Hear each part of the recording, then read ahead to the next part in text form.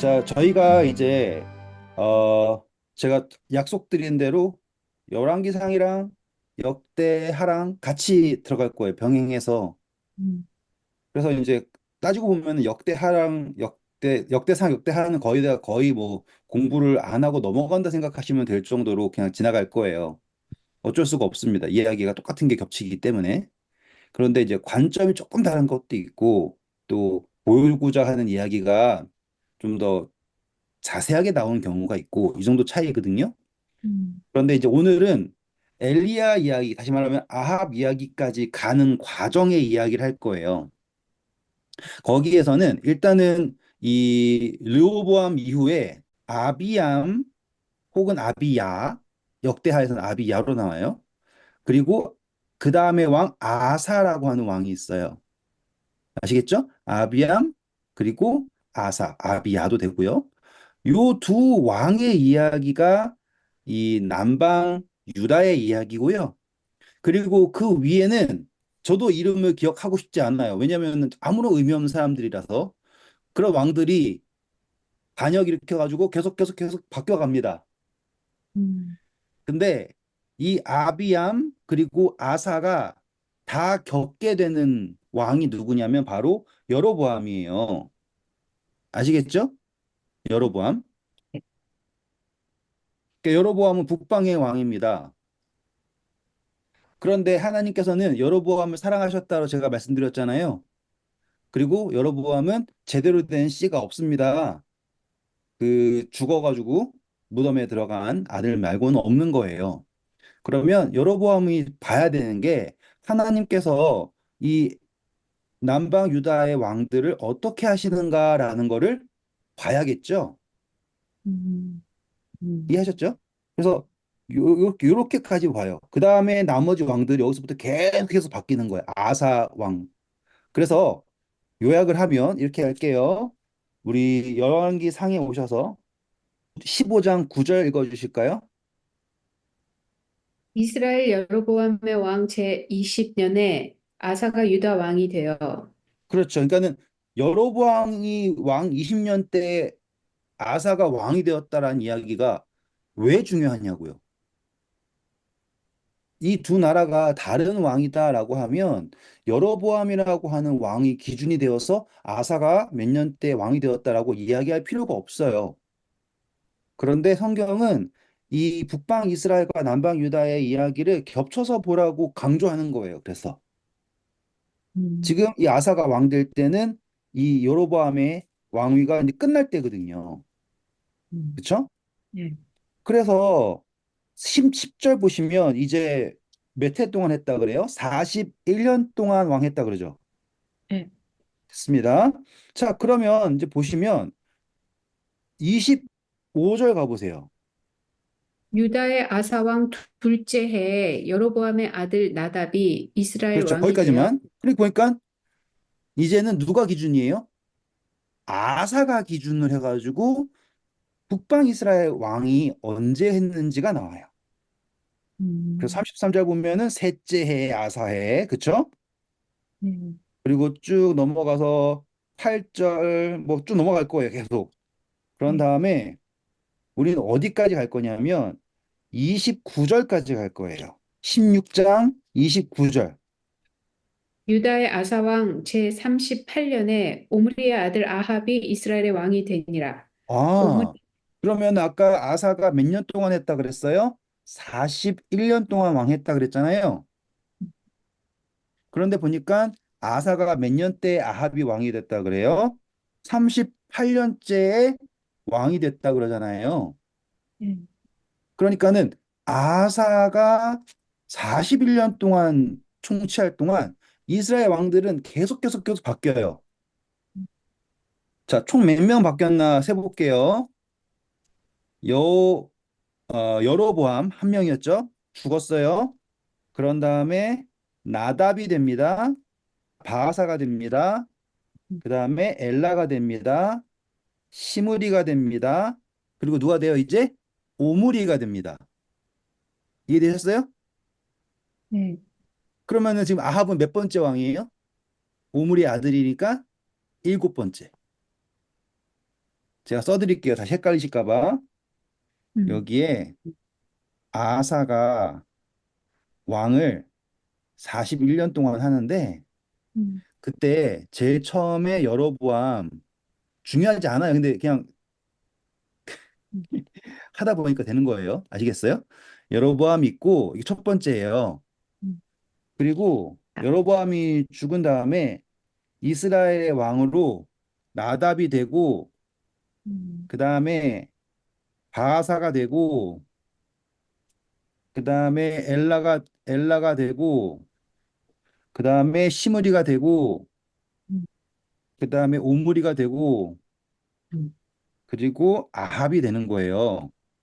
그러면 아사라고 하는 한 왕이 통치할 동안 이스라엘은 한 명, 두 명, 세 명, 네 명, 다섯 명, 여섯 명, 일곱 명의 왕이 바뀌게 됩니다. 이걸 보시는 거예요. 음, 그리고 성경에서는 이 아사라고 하는 왕이 말로에는 하나님을 의지하지 않아요. 음, 근데 뭐 완전히 의지하지 않았다가 아니라 아무튼 그래도 의로운 왕으로 나와요. 그래서 그가 통치하는 동안 하나님께서 남방 유다를 지키십니다. 이해하셨죠? 근데 그 사이에 북방 이스라엘은 계속해서 바뀌는 거예요. 왕이 이렇게. 40년 동안, 38년 동안이죠, 결국에는. 음, 38년 동안 7명의 왕이 바뀔 정도면 그 나라는 제대로 된 역할을 할 수 있었을까요? 없었을까요? 없었겠죠? 여러분이 그 나라의 국민이었다고 생각해 보세요. 어떨 것 같아요? 왕이 계속 바뀌어.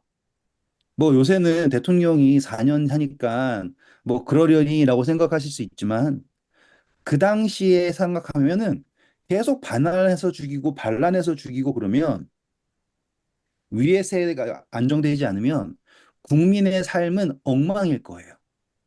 이해되시겠죠? 네. 그래서 이때 왕만 바뀌었다라고 보면 안 되고요. 여러분들은 이 이스라엘 사람들은 이 시대를 지나면서 아사에 속한 유다, 남방 유다는 번성해 나가는데 북방 이스라엘은 같은 민족, 같은 하나님을 섬긴다라고 얘기하는데 점점 축복과는 멀어지고 있어요. 그러면 하나님께서는 이 사람들을 버리신 걸까요? 아니죠. 이건 버렸다가 아니라 오히려 그들에게 배우라고 깨달음을 주시는 과정인 거예요. 음, 그러면 우리는 이 열왕기상의 이스라엘 왕의 이야기들을 읽을 때 어떻게 읽어야 되냐면 아, 저 사람들이 나빴으니까는 알아서 잘 죽었네를 보는 게 아니라 이렇게 격변하는 세상 속에서 하나님은 이 북방 이스라엘 사람들로 하여금 깨닫게 하시길 원하셨다. 부르심이다. 라는 걸로 보셔야 돼요. 왜냐? 외세의 침략으로서 무너지는 게 아닌 거예요, 지금. 음, 이해하시겠어요? 이 음, 북방 이스라엘이 아수르가 쳐들어와서 히스기야 때 아수르가 쳐들어와 가지고 완전 진멸되기 전까지 하나님께서 이렇게 정치가 엉망인 세력이 있는데도 불구하고 지키신다고요. 외세로부터. 그게 신기한 거예요. 이렇게 엉망인데. 그리고 이 이제 우리가 아사 이야기도 공부할 거고 아비야 이야기도 공부할 거예요. 똑같은 사람이니까. 그런데 거기에서 보시면 전쟁을 할 때 이 북방 이스라엘은 하나님을 의지하지 않고요. 남방 이스라엘은 남방 유다는 하나님을 의지하는 거가 나와요. 그래서 그때마다 하나님이 짠 하고 나타나서 일을 하시는 장면이 나오거든요. 자, 이제는 그 이야기들을 하나씩 살펴볼게요. 일단은 아합이 일곱 번째 왕이다. 중요합니다. 네. 예? 왜냐하면 왜냐하면 아비암은 2년인가밖에 통치 안 했어요. 금방 죽었어요. 음, 근데 아사는 41년이라고 하는 긴 기간 통치를 하면서 북방 이스라엘과 완벽한 대비가 있었단 말이죠. 그리고 북방 이스라엘은 제가 이것만 설명할게요. 이제 이 아합의 아버지 오므리가 있습니다. 오므리. 16장이에요. 16장 21절. 그때 이스라엘 백성이 둘로 나뉘어 절반은 기낫의 아들 디브니를 따라 그를 왕으로 삼으려고 하고 그 절반은 오므리를 따랐더니 네, 지금 보시면 이스라엘이 또 절반으로 나뉘는 엉망의 상황이죠. 음. 그런데 이제 오므리가 어떻게 왕이 되었어요? 대적이 이제 상대방이 죽게 되는 바람에. 그러면서 24절 보세요.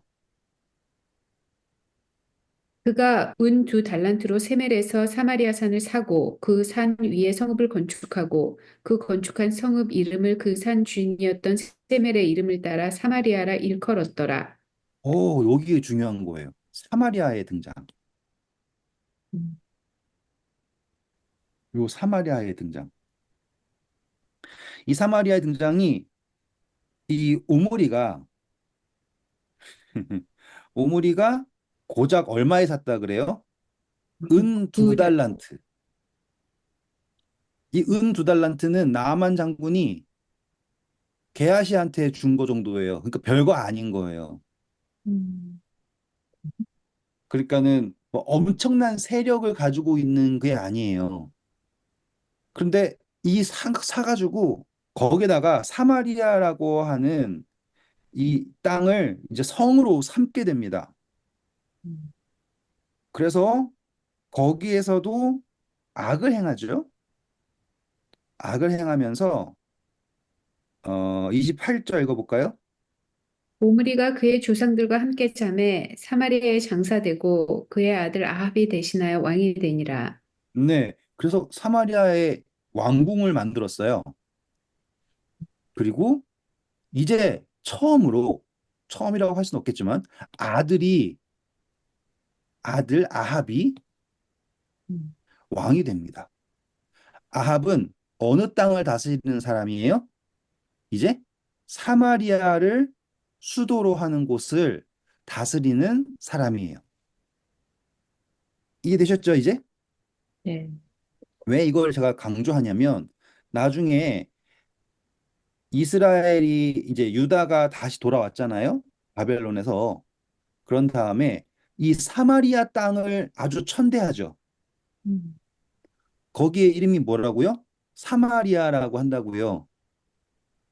그러니까는 그것을 굳이 사마리아라고 부르는 이유가 무엇일까라는 걸 생각을 해보면 여기에 아합이 사마리아 땅에서 일을 했고 그 이방신을 따르고 섞인 무리의 모습이 사마리아이구나. 그래서 사마리아라고 부르는구나. 라는 거를 여러분들이 여기서부터 생각하실 수 있게 된 거예요. 음. 자, 일단은 여기까지만 해서 북방 이스라엘을 싹 치우고 우리 남방 유다를 살펴볼게요. 먼저 아비암을 할 거예요. 아비야도 되고요. 15장입니다. 자, 이 아비암은 여로보암이 18년째 왕이 되었는데 3절 읽어볼까요? 아비암이 그의 아버지가 이미 행한 모든 죄를 행하고 그의 마음이 그의 조상 다윗의 마음과 같지 아니하여 그의 하나님 여호와 앞에 온전하지 못하였으나 그의 하나님 여호와께서 다윗을 위하여 예루살렘에서 그에게 등불을 주시되 그의 아들을 세워 뒤를 잇게 하사 예루살렘을 견고하게 하셨으니 네, 감사합니다. 여기 보시면 아비야가 좀 악했다라고 하는 표현을 썼어요. 음. 그런데 반대예요, 이제. 역대하 13장 오시면 아비야가 악하지 않았다라고 기록하고 있어요. 음. 자, 13장 오셔서 읽어볼게요. 여기에서 예루살렘에서 2절 보시면 3년 동안 다스렸다 그러죠? 고작 3년. 네. 3년이면은 그렇게 길게 다스린 게 아니에요. 음. 그런데 이 사람이 역대하에서는 선하다라고 표현된 이유가 전쟁을 할 때 그가 한 행동이에요. 음. 3절부터 볼까요? 아비야는 싸움에 용감한 군사 40만 명을 택하여 싸움을 준비하였고 여로보암은 큰 용사 80만 명을 택하여 그와 대진한지라. 자, 여기 보시면은 아비야가 여로보암과 아비야가 싸우는 장면이 나와요. 그런데 저는 솔직히 말하면 이 군대의 수에 대해서는 확신이 없어요. 왜 제가 이걸 강조하냐면 여러분들 이제 성경을 안 믿는 분들하고 이야기하다 보면 이게 가능하냐라고 하는 질문들이 나올 수가 있어요. 음, 왜냐? 그 당시에 인구가 얼마길래 군사를 40만, 80만 이렇게 모을 수 있냐라고 하는 질문이 나올 수가 있거든요. 음. 이해하시겠죠? 왜냐하면 성인이 20세부터 몇 세까지 군대에 간다고 해요. 그러면 이 80만이라 그러면은 거기에 곱하기 4 이상, 6을 해야지 인구일 거란 말이에요. 근데 나중에 가서 보시면 뭐 군사가 어마어마해져요, 막. 그렇기 때문에 이 수를 어떻게 읽느냐에 따라서 달라질 수 있겠구나라는 거를 여러분들이 염두하셔야지 된다고 생각을 해요. 저는 그렇다고 해서 성경이 잘못 기록됐다 얘기하는 게 아니라 혹시라도 이러한 것에 대해서 질문을 가지시는 분들이 있다면 거기에 있어서는 좀 더 포용적인 태도로서 대화하셔야지 돼요. 안 그러면 나중에 막 몇백만 나오고 그러면 그러면 좀 약간 당황스러워질 수가 있어요. 왜냐하면 그 당시에 인구가 그 정도인가? 라고 하는 질문이 생길 수 있기 때문에. 오해하지 마세요. 제가 틀렸다 얘기하는 게 아니라 다를 수가 있다. 왜냐하면 우리 솔로몬 성전 공부할 때도 치수가 다 달랐잖아요. 그렇게 되면은 이 성경 기록이 틀렸다라고 얘기할 수밖에 없게 된단 말이에요. 치수가 다르니까. 그런데 우리는 그것을 어떻게 이해하냐면 성경을 왜냐하면 읽는 것과 다르게 읽을 수 있기 때문에 그런 식으로 좀 더 이렇게 유두리 있게 생각하셔야 됩니다라고 생각해 주시고요. 자, 그때 전쟁이 일어날 때 누가 많아요? 보니까 여로보암이 많죠. 예. 몇 배 많아요? 2배 많아요. 그러면 2배 많으면 당연히 누가 이기겠어요? 2배 많은 사람이 이기겠죠. 그런데 이 아비아가 뭘 했냐라고 했을 때 5절. 이스라엘 하나님 여호와께서 소금 언약으로 이스라엘 나라를 영원히 다윗과 그의 자손에게 주신 것을 너희가 알 것 아니냐? 다윗의 아들 솔로몬의 신하 느밧의 아들 여로보암이 일어나 자기의 주를 배반하고 남봉꾼과 잡배가 모여 따름으로 스스로 강하게 되어 솔로몬의 아들 르호보암을 대적하였으나 그때 르호보암이 어리고 마음이 연약하여 그들의 입을 능히 막지 못하였느니라. 이제 너희가 또 다윗 자손의 손으로 다스리는 여호와의 나라를 대적하려 하는도다. 너희는 큰 무리여 또 여로보암이 너희를 위하여 신으로 만든 금송아지들이 너희와 함께 있도다. 지금 전쟁 모습이 너희가 어떤지에 대해서 아비아가 이야기하고 있어요. 이 전쟁에는 너희는 도무지 정당성이 없다. 너네들이 송아지 들고 와가지고 송아지들이죠. 들고 와가지고는 신이 왔다라고 얘기하면 싸우지만 그 신들이 하나님을 말하고 있지 않고 너희 전쟁에는 아무런 정당성이 없다라고 얘기하면서요. 계속 읽어볼까요? 너희가 아론 자손인 여호와의 제사장들과 레위 사람들을 쫓아내고 이방 백성들의 풍속을 따라 제사장을 삼지 아니하였느냐? 누구를 막론하고 어린 수송아지 한 마리와 수작 7마리를 끌고 와서 장립을 받고자 하는 자마다 허무한 신들의 제사장이 될 수 있도다. 자, 제사장을 삼는 우리의 방법이 하나님 방식이 아니라 이방의 방식을 쫓았다라고 얘기하고 있고요. 다음. 우리에게는 여호와께서 우리 하나님이 되시니 우리가 그를 배반하지 아니하였고 여호와를 섬기는 제사장들이 있으니 아론의 자손이요 또 레위 사람들이 수종들어 매일 아침 저녁으로 여호와 앞에 번제를 드리며 분향하며 또 깨끗한 상에 전설병을 놓고 또 금 등잔대가 있어 그 등에 저녁마다 불을 켜나니 우리는 우리 하나님 여호와의 계명을 지키나 너희는 그를 배반하였느니라. 자, 이렇게 얘기하면 듣는 사람 입장에서 어떨까요? 기분 나빠요. 응. 회개해야 되는데 기분 나쁘죠. 아, 회개해야 되죠. 어, 기분 나쁘겠죠. 어쩜 그렇게 이구동성으로 기분 나쁘다 그럴까? 아, 이런 걸 들으면 사람들이, 회개를 해야 되는데 기분 나쁘다니까요. 그렇지. 그래서 이거를 아니다라고 이야기하고 싶겠죠. 음. 그래서 아비야가 얘기하기를 지금 하나님이 우리와 함께 계신다. 그러니 너희가 우리한테 전쟁을 걸면 여호와가 우리와 함께 계시기 때문에 절대로 이길 수 없을 거다라고 얘기하는 거예요. 그랬더니 여러분 어떻게 하나 보세요. 13절. 여로보암이 유다의 뒤를 둘러 복병하였으므로 그 앞에는 이스라엘 사람들이 있고 그 뒤에는 복병이 있는지라. 자, 유다 그러면은 사람이 전략적으로도 수로도 음. 다 이기고 있죠. 네. 와. 그런데 이 14, 15절 너무 멋져요. 유다 사람이 뒤를 돌아보고 자기 앞뒤의 적병으로 말미암아 여호와께 부르짖고 제사장들은 나팔을 부니라. 유다 사람이 소리 지르매 유다 사람이 소리 지를 때마다 하나님이 여로보암과 온 이스라엘을 아비야와 유다 앞에서 치시니 이스라엘 자손이 유다 앞에서 도망하는지라 하나님이 그들의 손에 넘기셨으므로 네, 지금 아비야 보시죠. 어떤 이야기인지 아시겠죠? 지금 아비야가 선한지 악한지에 대해서는 이해가 달라질 수 있어요. 음, 일단은 짧게 통치한 걸로는 선한 게 아닌 거야. 음, 됐죠? 하지만 이 역대 하에서 말하고 있는 아비야는 이 전쟁에서 분명히 하나님을 의지하고 있어요. 그래서 이 의지한 것을 대하여서는 악하다라고 얘기할 수가 없겠죠. 그래서 이 전쟁에서 완전하게 승리합니다. 왜 승리했냐면 18절 나옵니다. 그때 이스라엘 자손이 항복하고 유다 자손이 이겼으니 이는 그들이 그들의 조상의 하나님 여호와를 의지하였습니다. 그렇죠. 그러니까 지금 아비아가 열왕기의 기록대로라면 선하지 않아요. 인간으로서는. 음, 확실하게 이해하셔야 돼요. 3년만 통치했고 인간으로서는 선할 수가 없다라는 걸 볼 수가 있어요. 하지만 그가 하나님을 의지했을 때 그 전쟁에서 이긴다라는 거를 봐야 되는 거예요. 악한 사람 둘이서 싸우는데 음, 하나님을 의지했다라는 것. 그러면은 뭐 악하든 말든 간에 그냥 하나님 내 편하면 이기는 겁니까? 이게 아니라 그의 선택이 왕의 선택이 혼자 부르짖었대요. 온 백성이 소리쳤대요. 원백. 온 백성이 소리쳤다 그러죠. 네. 그러니 왕은 온 백성으로 하나님을 의뢰하게 하면 선한 왕이 되는 거예요.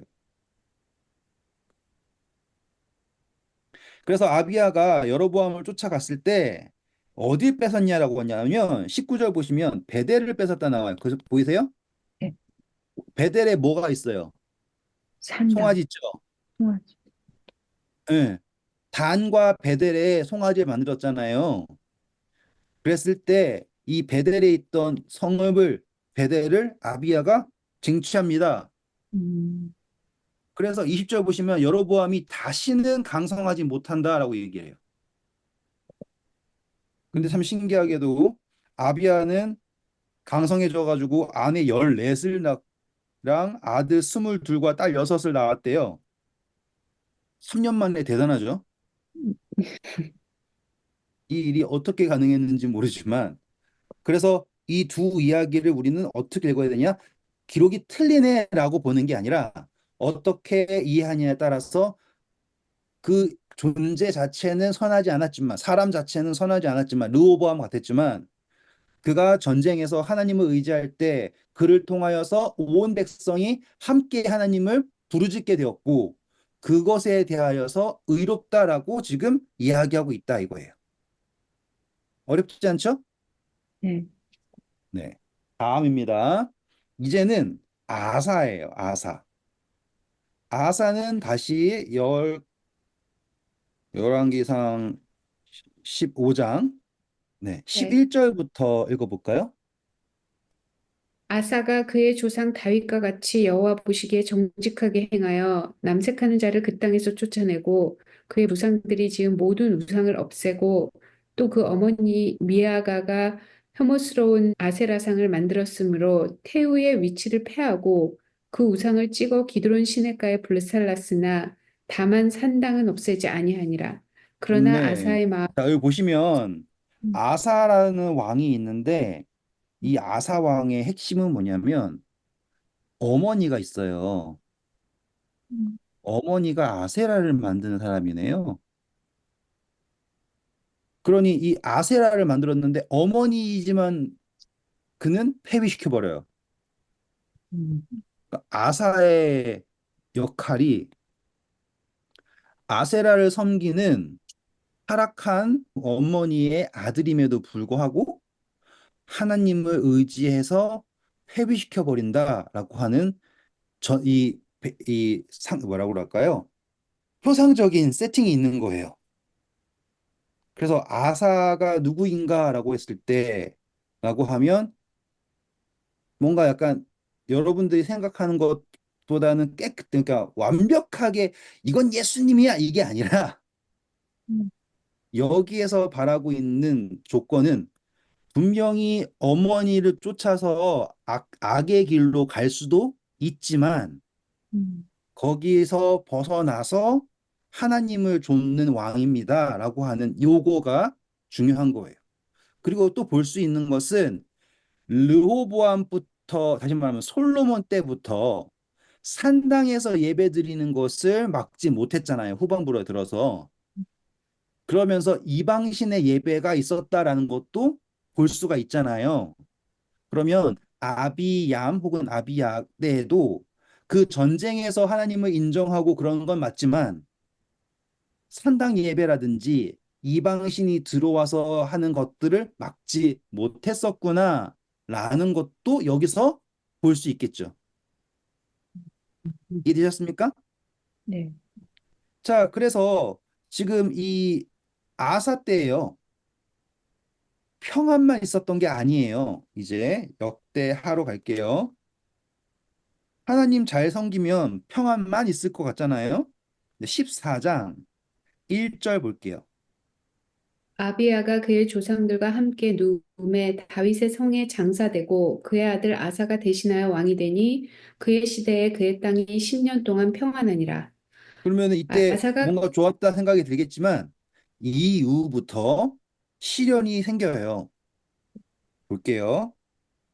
아사가 그의 하나님 여호와 보시기에 선과 정의를 행하여 이방 제단과 산당을 없애고 주상을 깨뜨리며 아세라상을 찢고 유다 사람에게 명하여 그 조상들의 하나님 여호와를 찾게 하며 그의 율법과 명령을 행하게 하고 또 유다 모든 성읍에서 산당과 태양상을 없애매 나라가 그 앞에서 평안함을 누리니라. 자, 이제 평안을 누리게 되는 게 나왔어요. 그리고서는 아사가 뭘 했냐면 7절부터 쭉 보시면 성읍을 건축합니다.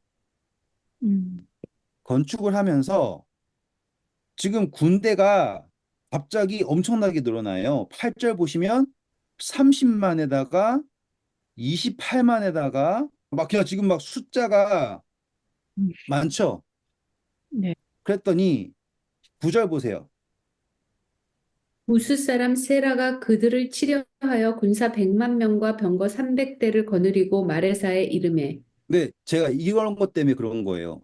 100만 군사가 오는데 병거는 300대밖에 안 오는다라는 거 조금 그렇죠. 음, 네. 그런 갭이 있기 때문에 제가 100만 대군이면 정말 어마어마한 거거든요. 그렇죠? 그러니까 숫자에 너무 집착하지 마시고 이렇게 큰 수가 전쟁하러 왔는데 아사는 어떻게 했냐면 하나님을 의지하는 거예요. 그래서 어떻게 하냐? 11절 볼게요. 아사가 그 하나님 여호와께 부르짖어 이르되 여호와여 힘이 강한 자와 약한 자 사이에는 주밖에 도와줄 이가 없사오니 우리 하나님 여호와여 우리를 도우소서. 우리가 주를 의지하오며 주의 이름을 의탁하옵고 이 많은 무리를 치러 왔나이다. 여호와여 주는 우리 하나님이시오니 원하건대 사람이 주를 이기지 못하게 하옵소서 하였더니 제가 여호와께서 정말로 부수사 좋아하는 성경절 중 하나예요. 사람이 하나님을 이기지 못하게 하라라고 하는 이 표현. 음, 멋지지 않아요? 어쩜 이렇게 멋진 표현을 했는지 몰라요. 음, 그랬더니 하나님이 이걸 듣고 가만히 계시겠어요? 이렇게까지 하는데. 그래서 이때 전쟁을 보시면 정말 죄송한 얘기지만 다윗처럼 멋지게 싸우는 전쟁이 아니라 말하는 전쟁 같아요. 음, 아비야도 그랬죠. 네. 아사도 그렇죠. 음, 뭔가 말하는 전쟁으로 계속돼요. 히스기야 때도 그러고요. 약간 그런 느낌 안 드세요? 네. 그래서 저는 음, 이때부터 어떤 생각이 드냐면 이 왕들이 어떠한 선택을 하는가, 어떠한 고백을 하는가, 어떤 것을 선포하는가, 그것에 따라서 전쟁의 승리가 결정된다라는 거를 여러분들이 계속 보게 되실 거예요. 그래서 하나님께서 싹 치우십니다. 그러니까 아사가 승리를 경험하죠. 그런 음. 다음에 15장 오셔서 1절부터 볼까요? 하나님의 영이 오뎃의 아들 아사라에게 임하심에 그가 나가서 아사를 맞아 이르되 아사와 및 유다 베냐민 무리들아 내 말을 들으라 너희가 여호와와 함께하면 여호와께서 너희와 함께 하실지라 네, 너희가 이렇게 이야기하고서요, 개혁을 합니다. 나중에 읽어보세요. 그랬을 때 정말로 아사가 8절, 아사가 이 말 곧 선지자 오뎃의 예언을 듣고 마음을 강하게 하여 가증한 물건들을 유다와 베냐민 온 땅에서 없애고 또 에브라임 산지에서 빼앗은 성읍들에서도 없애고 또 여호와의 낭실 앞에 있는 여호와의 제단을 재건하고 또 유다와 베냐민의 무리를 모으고 에브라임과 므낫세와 시므온 가운데 나와서 저희 중에 머물러 사는 자들을 모았으니 이는 이스라엘 사람들이 아사의 하나님 여호와께서 그와 함께 하심을 보고 아사에게로 돌아오는 자가 많았음이더라. 지금 보시면 아사가 개혁을 하는 모습이 그냥 개혁한 게 아니라 이 순서대로 보시면 그가 경험을 하죠. 고백한 대로 경험을 합니다. 그런데 이 고백도 그냥 나온 고백이 아니에요. 그가 하나님을 섬기겠다라고 선택을 하고 정결하게 했잖아요. 그렇게 했을 때 고백할 수 있게 되었고, 또 그런 고백을 통하여서 승리를 경험하게 되었을 때, 그는 완벽한 개혁을 하기 위해서 이러한 일을 하게 된 거예요. 이 흐름이 보이셔야 돼요. 음, 자, 이 흐름을 왜 보라고 얘기하냐면, 이 흐름을 누가 보고 있느냐? 북방 이스라엘이 보고 있다고요. 음, 이해되셨죠? 네. 기록된 대로라면 100만 대군이 전쟁하러 왔는데, 그냥 말 한마디로 싹 진멸해가지고 승리해버렸단 말이에요. 음, 그리고 나서 이 개혁을 할 때 정말로 열정적으로 열정을 다해서 개혁을 합니다. 이때가 몇 년 때였냐 보세요. 10절. 아사 왕 제15년 셋째 달에 그들이 예루살렘에 모이고 그러니까 그날의 아직 노력할 절반도 안 됐네요. 그쵸? 절반도 안 됐어요. 계속 읽어볼까요?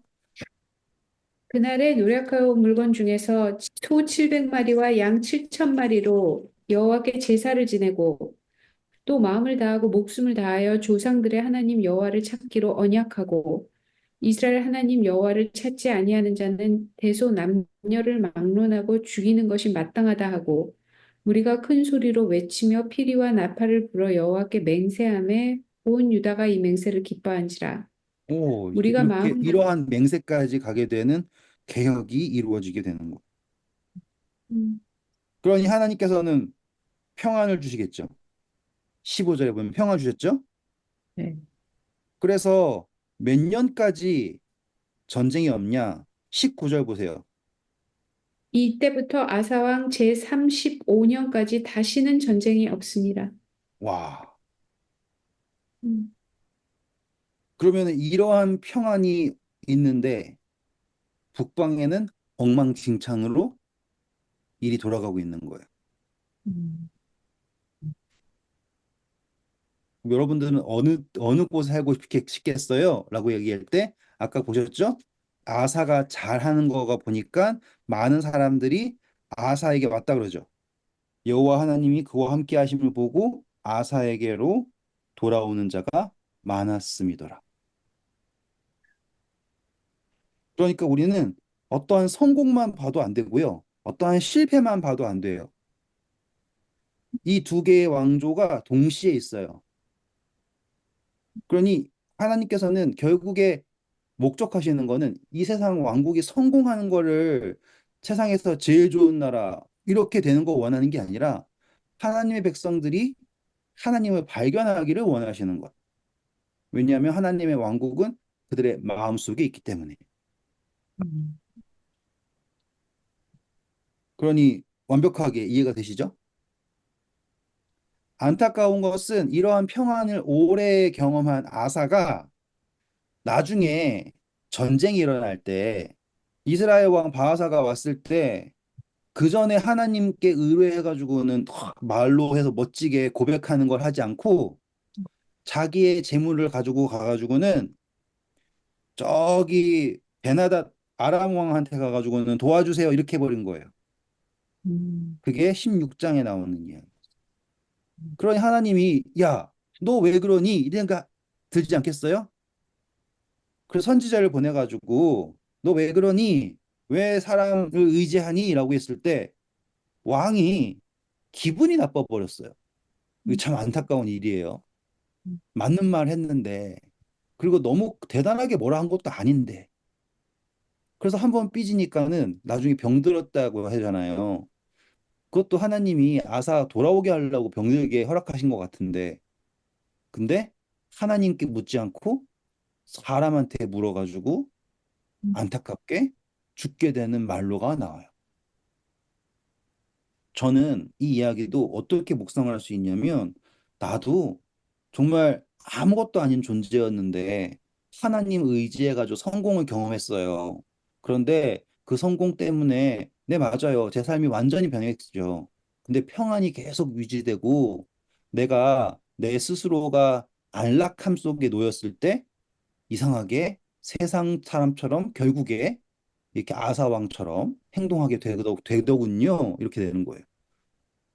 그러니 우리는 이걸 볼 때, 아, 그러면 내가 이렇게 아사처럼 했을지라도 하나님께서 나에게 깨달음을 주실 때 삐지지 말고 아, 하나님께 부복해서 가야겠구나라고 하는 묵상이 될 수가 있게 되는 거죠. 음, 그러니까 저는 지금 열왕기 역대하 이 이야기를 이제 묵상으로 데리고 오는 거를 여러분들한테 보여드린 거예요. 뭐 아름다운 이 땅의 금수강산에 막 이런 식으로 왕조를 외우려고 하는 게 아니라 이 왕들의 이야기 속에서 우리는 어떠한 교훈을 받을 수 있는가? 음, 그리고 나는 지금 북방 이스라엘에 있는가? 혹은 나는 지금 남방 유다에 있는가? 어디에 있든지 간에 내가 바라볼 것은 하나님의 나라를 바라봐야 한다. 이겁니다. 이해하시겠죠? 네. 네. 그래서 성경은 이 왕이 얼마나 대단했냐가 아니에요. 그냥 역대 지략에 기록되어 있다. 남은 이야기는. 그러면은 요 이야기들은 딱 우리의 교훈을 위해서 필요한 부분만 쏙 빼가지고 나온 거다라는 거를 알게 되는 거죠. 음, 다음 시간에 드디어 이제 주인공 아합이 등장합니다. 음, 일곱 번째 왕. 흥미롭겠죠, 그렇죠? 아사 때에 왕이 쫙 바뀌었는데 일곱 번째 왕이다라고 하면은 참 재밌는 왕이겠죠? 네, 다음에 함께 하도록 하겠습니다. 좋은 밤 되세요. 감사합니다.